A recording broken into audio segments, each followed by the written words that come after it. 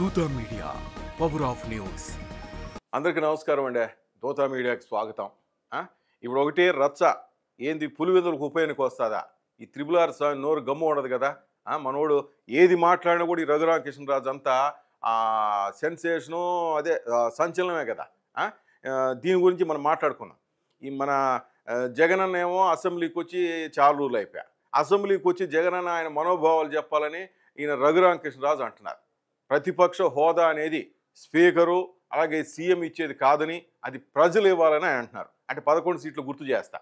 MLA ఎవరైనా 60 రోజుల పాటు సరైన కారణం చెప్పకుండా అసెంబ్లీకి రాకపోతే అనర్హత గురవుతాయని త్రిబుల్ ఆర్ సార్ చెప్తున్నారు. అప్పుడు పులివెందులకు ఉప ఎన్నికలు వస్తాయని జగన్ ఉద్దేశించే చెప్తున్నాడు. చూడు కడుపులో ఎంత పెట్టుకున్నాడు మన త్రిబుల్ ఆర్ సార్. ఎందుకు ఉండదులే, పిచ్చ కొట్టుడు కొట్టించారు కదా పాపం. మొత్తం మీద జగన్ అన్న అసెంబ్లీకి రావాలని తాను మనస్ఫూర్తిగా కోరుకుంటున్నాను. చూడు మళ్ళీ మెలికి ఎట్టబెట్టాడు. అంటే రాష్ట్రంలో మొదటిసారి ఎన్నికైన ఎమ్మెల్యేలకు ఈ నెలలో నిర్వహించబోయే ఈ శిక్షణ కార్యక్రమాలకి ఈయన లోక్సభ స్పీకర్ ఓం బిర్లాను పిలిచేందుకు ఢిల్లీకి వెళ్ళాడు ఈయన త్రిబుల్ ఆర్. మరి పిలుచుకుని రావచ్చు కదా, ఆడికెళ్ళి ఈ వ్యాఖ్యలు. అంటే ఏదో ఉంది మొత్తానికి జగనన్నకు ఒక స్కెచ్ గీశారు. అంటే గత 5 ఏళ్లలో ఈ జగనన్న ముందుగా రికార్డ్ చేసిన ప్రెస్ మీట్లు తప్పితే, అంటే జగనన్నకి లైవ్లో మాట్లాడటం రాదు, అందుకే ముందుగా రికార్డ్ చేసుకుంటారు, అది కూడా గుర్తిప్పేసాడు. నేరుగా మీడియాను కలిసిన పాపాన పోలేదు. కానీ ఇప్పుడు అసెంబ్లీ సమావేశాలు జరిగేటప్పుడన్నా మీడియా ముందు కొంత ఎక్కువగా కనిపిస్తున్నారు. అసలు ఏందో ఈ జగన్ నాకు అర్థం కాడు. ఒక శాసనసభ్యుడిగా అసెంబ్లీకి వచ్చి ఆయన భావాలను వ్యక్తపరిస్తే ఆయనకు గౌరవంగా ఉంటుంది. ప్రజాస్వామ్యంలో ప్రజలేవని గౌరవం కోసం మంకుపట్టుబడితే ఫలితం ఉండదని తేల్చి చెప్పేశాడు. అంటే ఏదో డిప్యూటీ స్పీకరు మరి బాబు గారు ఏదో గీస్తున్నారు.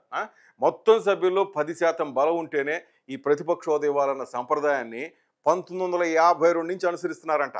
ఇది జగనన్నకు కూడా తెలుసు అంట. అదే చెప్తున్నాడు త్రిబుల్ ఆర్ సార్. ఇది జగనన్నకు కూడా తెలుసు. అయినా కూడా ఆయన ఇట్లా ఎందుకు ప్రవర్తిస్తున్నాడు ఏంటని ప్రశ్నిస్తున్నారు. మొత్తం మీద వరుసగా శాసనసభకు గైర్హాజరయ్యే వారిపై చర్యలు తీసుకోవడానికి చట్టంలోని నిబంధనలు అవకాశం కల్పిస్తున్నాయట. మొత్తం మీద ఈయన డిప్యూటీ స్పీకర్గా బాగా పుస్తకాలు చదువుతున్నాడు స్వామి.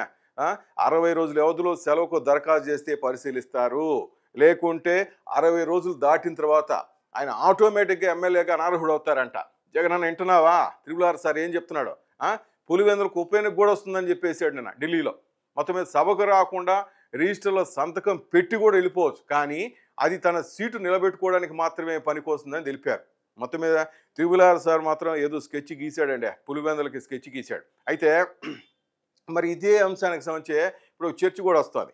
జగనన్న ముఖ్యమంత్రిగా ఉన్నప్పుడు మరి చంద్రబాబు సార్ కూడా శపథం చేసి అసెంబ్లీ నుంచి వెళ్ళిపోయారు. నేను మళ్ళీ ముఖ్యమంత్రి అయ్యాకే అసెంబ్లీకి వస్తానంటే వెళ్ళిపోయాడు. అది కూడా ఇప్పుడు అనుకుంటున్నారు. మరి అప్పుడు ఆయనపై ఎందుకు అనర్హత వేటు వేయలేదు అనే ప్రశ్నించేవారు కూడా ఉన్నారు. ఆయన మరి త్రిబుల్ ఆర్ సార్ వింటున్నాడో లేదు. అంటే అప్పుడు చంద్రబాబు కూడా అనర్హత నుంచి కాపాడుకోవడానికి అసెంబ్లీ రిజిస్టర్లో సంతకం చేసి వెళ్ళిపోయావారా అన్న వాదనలు సైతం బలంగా అనిపిస్తున్నాయి.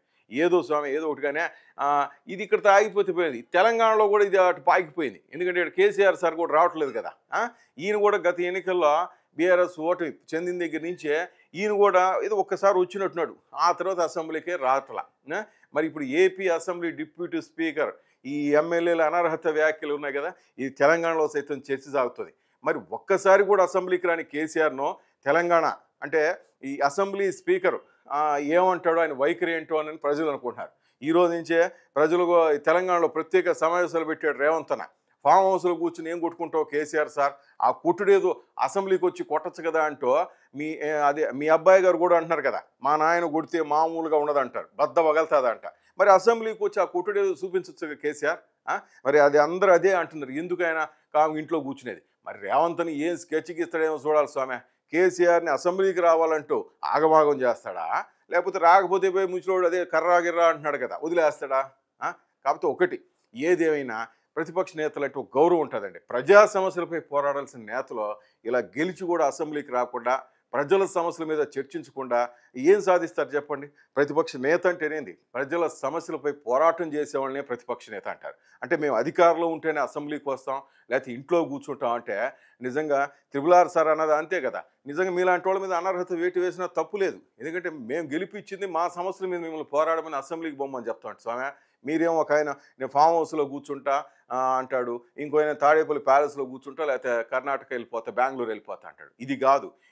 ఇప్పుడు త్రిబుల్ ఆర్ అంటల్లో సందేహమే లేదు. కొద్ది రోజులు పోతే నిజంగా ప్రజలే అంటారు వీళ్ళ మీద అనర్హత వేటు వేయండి, వేరే ఎమ్మెల్యేని మేము గెలిపించుకుంటామని. ఆ రోజు పులివెందులకి ఉప ఎన్నిక వస్తుంది, ఇటు సార్ గజ్వేల్కి ఉప ఎన్నిక వస్తుంది. కాస్త జర చూసుకోండి sir. For more updates, please subscribe Dota Media.